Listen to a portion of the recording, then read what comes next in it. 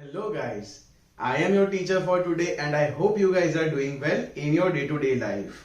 I welcome you all to the free online legal series by Judicial Dream. Our today's topic of discussion is what is consumer and need of protection of consumer. We will understand these particular terms with the help of the Consumer Protection Act 2019. Now without further ado, let's look into the PPT. Now we have jumped into the PPT of consumer and need of consumer protection. Okay. So the first we should understand what is the meaning of the consumer. A consumer is an individual or a group of individuals who purchase goods and services for their own personal use and not for the purpose of manufacturing or resale. Consumer का simply मतलब ये होता है कि जो वो चीज़ें consume करता है, जो वो खुद यूज़ करता है, ना कि उस चीज़ को फर्दर मैन्युफैक्चरिंग के लिए रीसेल पर्पजेस के लिए यूज़ करता है. Section 2 clause 7 of the consumer protection act 2019 defines the consumer as any other person who buys goods or services in exchange for consideration and utilizes such goods and services for personal use and the purpose of resale or commercial use. कि वो commercial use के लिए नहीं लेता है, खुद के personal use के लिए लेता है. In the explanation of definition of consumer, it has been distinctly stated that the term buy any goods and hires or avails any services also includes all online transactions conducted through electronic means or direct selling or teleshopping और multi level marketing. कि हर वो बंदा जो कोई goods खरीदता है for their personal use या तो फिर कोई भी प्रकार की एक सर्विस हायर करता है फॉर देयर यूज़, तो उसे हम कस्टमर मानेंगे. वो या तो एक इंडिविजुअल बंदा हो सकता है या तो फिर वो एक ग्रुप ऑफ इंडिविजुअल्स भी हो सकता है, as stated by section 2 clause 7 of the consumer protection act 2019. ठीक है. Need of consumer protection. This is the most important part, that Consumer Protection Act 2019 was enacted by the Indian legislature to deal with the matters relating to the violation of consumer rights, unfair trade practices, misleading advertisements, and all the circumstances which are prejudicial to the customer's rights. सबसे पहले हमारे पास था consumer protection act 1986, जो बनाया गया था by repealing unfair trade practices. कि जब पहले के टाइम पे monopolistic restrictive trade practice act 1967 जब आया था, तब उसके अंदर काफ़ी सारे रिस्ट्रिक्शंस थे. उन सभी चीज़ों को हटा के अनफेयर ट्रेड प्रैक्टिसेस को कंज्यूमर प्रोटेक्शन एक्ट 1986 के अंदर इंट्रोड्यूस किया गया था. लेटर ऑन उस चीज़ के लिए हमारे पास एक सेपरेटली कॉम्पिटिशन लॉ ज़रूर बनाया गया था, बट उस चीज़ का थोड़ा बहुत यूज़ कंज्यूमर प्रोटेक्शन में भी किया गया था, जो नए एक्ट के अंदर स्टिल अपहेल्ड किया जाता है. ठीक है. ये क्यों बनाया गया था? काफ़ी सारे बिजनेस ओनर्स जो थे वो मिसलीडिंग प्रोडक्ट्स बेच रहे थे, एज वेल एज अच्छी सर्विस प्रोवाइड नहीं कर रहे थे. बोलने को तो वो लोग ये भी बोलते थे कि 2 साल की गारंटी है या वारंटी है, बट जब कभी चीज़ में कोई फॉल्ट आता था, कोई दिक्कत आती थी, तब वो कस्टमर्स की या कंज्यूमर्स की बात सुनने को ही राज़ी नहीं थे. उन सभी चीज़ों को रोकने के लिए और कंज्यूमर राइट्स को प्रोटेक्ट करने के लिए कंज्यूमर प्रोटेक्शन एक्ट 1986 बना था, एंड उसका नया वर्जन आया 2019 के अंदर. ठीक है. The intention of the parliament behind the enacting this act was to include provisions for e consumers due to the development of technology. Buying and selling of goods and services online have considerably increase during the last few year. Around 2014 के अंदर Flipkart was the first brand कि जिसने India के अंदर ये सभी चीज़ें online बेचना शुरू किया था. उससे पहले भी काफ़ी कुछ ब्रांड्स थे, बट फ्लिपकार्ट के जितना स्केल पे किसी ने आज तक सामान नहीं बेचा था. ये सभी चीज़ें डे बाय डे होने की वजह से अमेज़ॉन आ गया, मिंत्रा आ गया, आजियो है जो अभी आज के लाइफ में हमारे पास है. ऐसे काफ़ी सारे मल्टीपल ब्रांड्स और मल्टीपल प्लेटफॉर्म्स है टू बाय थिंग्स ऑनलाइन. इन सभी चीज़ों के अंदर कंज्यूमर के राइट्स वायोलेट ना हो, इसीलिए 2019 वाले एक्ट को एनेक्ट किया गया था, क्योंकि टेक्नोलॉजी का रैपिड ग्रोथ था, जिसकी वजह से लोग ऑनलाइन ज़्यादा शॉप कर रहे थे rather than going for conventional shopping. ठीक है. The Act seeks to provide better protection of the rights and interests of the consumers by establishing Consumer Protection Council to settle the disputes in any case if any dispute arises, and to provide adequate compensation to the consumer in the case their rights have been infringed. कि जहाँ पे एक consumer protection council के बारे में बात की थी कि जो सेटलमेंट की तरफ ज़्यादा फोकस रखता है rather than pursuing a case, कि जिनका फर्स्ट मोटो यही होता है दैट कोई भी डिस्प्यूट है उस चीज़ को सेटल करवाया जाए.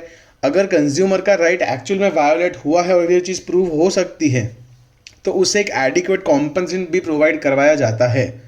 It further provide speedy and effective disposal of consumer complaints through alternate dispute resolution mechanisms.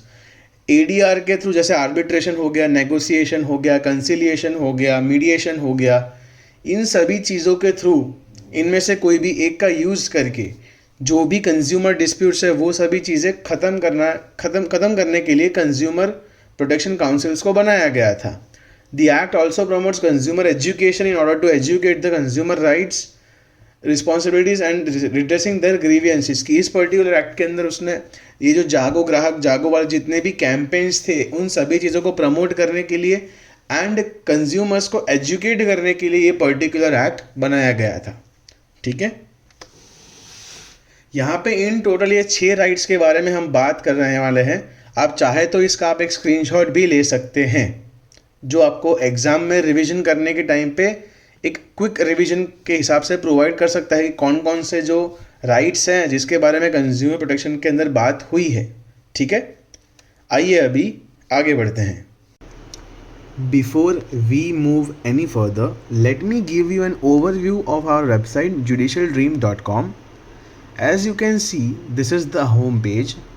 Okay, here you can find list of books of grammar, judgment writing, essay writing. Okay, as well as you will find certain model answers. Let's say this is for the damnum sine injuria, which we have covered in the video series. All right, so here you will find the introduction and many other things. Okay, then if you have to go for a mock test, you can just simply click on the prelims or the mains. Let's say we just want to click on prelims subject wise MCQ, that is common intention. So you will find MCQs for topics and many other things on our website. And now let's get back to the lecture. Right to safety. सबसे पहला right आता है right to safety, जिसके अंदर बोला गया है that consumer has the right to be protected against products services which are hazardous to health, life and property. ठीक है, कि जहाँ पे हम लोगों ने टॉर्ट के सीरीज़ के अंदर भी एक केस पढ़ा था रेनल्ड्स वर्सेस फ्लेचर, कि जहाँ पे वो बियर बॉटल के अंदर से एक मरा हुआ स्नेल, एक इंसेक्ट मिला था. ये सभी चीज़ें जो होती हैं वो hazardous to health and life होती है. एज वेल एज कुछ एक प्रोडक्ट्स ऐसे भी होते हैं जो हमारी प्रॉपर्टी को भी डैमेज कर सकते हैं, जैसे कि रेडियो एक्टिव मटीरियल्स हो गए या कोई ऐसा हार्मफुल या बायोहैज़र्ड केमिकल्स हो गए. इन सभी चीज़ों के अगेंस्ट एक्शन लिया जा सके या तो फिर कंज्यूमर्स को प्रोटेक्ट किया जा सके, इसके लिए ही एक्ट को एनेक्ट किया गया था. दूसरी चीज़ आती है that quality, quantity and reliability. And जो भी परफॉर्मेंस है जो एक्चुअल में ये लोग शो करते हैं with the help of advertisement, वो क्या एक्चुअल में फुलफिल होती है या नहीं, ये सभी चीज़ों को क्रॉस चेक करने के लिए भी ये एक्ट के अंदर प्रोविजंस दे रखे हैं. फॉर एग्जांपल कि जो भी हमारे इलेक्ट्रॉनिक अप्लायंसेस होते हैं जिसके ऊपर ISI मार्क होता है, कि जो एक स्टैंडर्डाइज मार्क है जो गवर्नमेंट प्रोवाइड करते हैं विथ इशूइंग अ सर्टिफिकेट कि ये जो पर्टिकुलर प्रोडक्ट है वो इंडियन स्टैंडर्ड्स के हिसाब से प्रॉपर है. ठीक है, जो कि एक एंड कंज्यूमर को प्रॉपर तरीके से वो एक सर्विस प्रोवाइड कर सकती है. हालांकि इस ISI मार्क की बहुत सारी कॉपीज़ भी आजकल मार्केट में घूम रही हैं, but it is a sign of safety कि कंज्यूमर विल बी प्रोटेक्टेड. उनको एक पीस ऑफ माइंड रहेगा that I am using a standardise product, कि जिसकी वजह से मुझे किसी भी प्रकार का नुकसान या डैमेज नहीं होगा. ठीक है, अब आ जाते हैं दूसरे राइट के ऊपर, that is right to get information. This is an act to give for setting out the practical management of right to information for citizens to acquire the data under control of public jurisdictions in order to develop any clarity and responsibility in working of public authority. The organization of a central information commission and state information, कि जहाँ पे consumer के पास right है to obtain information about everything. कुछ चीज़ें जो technical terms की होती है कि ये पर्टिकुलर प्रोडक्ट कैसे बनता है, ये सब चीज़ें जो है that can be part of the secrets of the company, but company वालों को ये सब चीज़ें कस्टमर को समझानी पड़ेगी कि इसका यूज़ कैसे होता है. अगर कोई भी प्रकार का डैमेज होता है तो वारंटी में कैसे कवर होगा, कुछ सिनेरियोज में कैसे कवर नहीं होगा. ठीक है, अगर वारंटी में है तो उसे रिप्लेस करवाने के लिए या फिर रिपेयर करवाने के लिए कहाँ जाना पड़ेगा? क्या वो बंदा घर पे आएगा या तो हमें वो चीज़ को लेके उनके किसी कंसर्न सर्विस सेंटर के पास लेके जाना पड़ेगा? ये सभी चीज़ें जानने का राइट एक कंज्यूमर के पास होता है। अगर कोई भी बिजनेस ओनर एक कंज्यूमर को ये सब चीज़ें की इंफॉर्मेशन डिस्क्लोज करने से मना कर सकता है तो that can give a proper cause of action to file a suit against the particular business owner. ठीक है, उसके बाद आता है राइट टू चूज कि जहाँ पे कस्टमर को जो सही लगे वो चीज़ खरीद सकता है। कोई बिजनेस ओनर ऐसा नहीं बोल सकता कि आप मेरी शॉप में आए हो, आपने मेरा इतना टाइम वेस्ट किया है तो अभी आपको मेरी दुकान से ही माल सामान खरीदना पड़ेगा या मेरी ही सर्विसेज यूज़ करनी पड़ेगी। ठीक है, ऐसा कंपलसरी नहीं है। अगर कंज्यूमर को लगता है कि ये पर्टिकुलर चीज़ मेरे लिए अच्छी नहीं है, मुझे इससे भी ज़्यादा इफेक्टिव प्राइस मिल सकता है, तो वो डेफिनेटली दूसरे शॉप्स चेकआउट कर सकते हैं। कोई भी बिजनेस ओनर ऐसा फोर्सफुली नहीं बोल सकता कि आपको मेरे से ही सब चीज़ें खरीदनी पड़ेगी। ठीक है, उसके बाद में राइट टू बी हर्ड। ये पर्टिकुलर चीज़ जो है वो कोर्ट्स के लिए थी कि जहाँ पे कस्टमर्स के पास भी एंड कंज्यूमर्स के पास भी राइट टू बी हर्ड है। जैसे हम लोग क्रिमिनल केसेस के अंदर ऑडी अल्ट्रम पार्टम का एक टर्म का यूज़ करते हैं जिसका मतलब होता है to hear both the sides and then after provide the appropriate judgement. तो यहाँ पे भी सेम चीज़ फॉल होती है कि यहाँ पे कंज्यूमर को भी एक राइट टू हर्ड होता है, मतलब अल्टीमेटली दोनों पार्टी को सुनना पड़ता है कोर्ट को। ऐसा नहीं कि खाली कंज्यूमर की बात सुन के बिजनेस ओनर के अगेंस्ट ऑर्डर पास हो गया या बिजनेस ओनर की बात सुन के कंज्यूमर के अगेंस्ट में ऑर्डर पास हो गया। यहाँ पे दोनों को सुनना पड़ेगा एंड फिर जज को जो सही लगेगा उनका डिसीजन फाइनल रहेगा। दो that is an appealable order कि जिस भी पार्टी को वहाँ पे ऐसा फील होता है कि that I M N agreed party, मुझे इस ऑर्डर के अगेंस्ट अपील फाइल करें, तो उनके पास वो प्रोविजन ऑलवेज ओपन रहता है सब्जेक्ट टू द लिमिटेशंस। ठीक है, उसके बाद है right to seek redressal. This particular right saves the consumer against the illegal trade systems or unfair exploitation of consumers.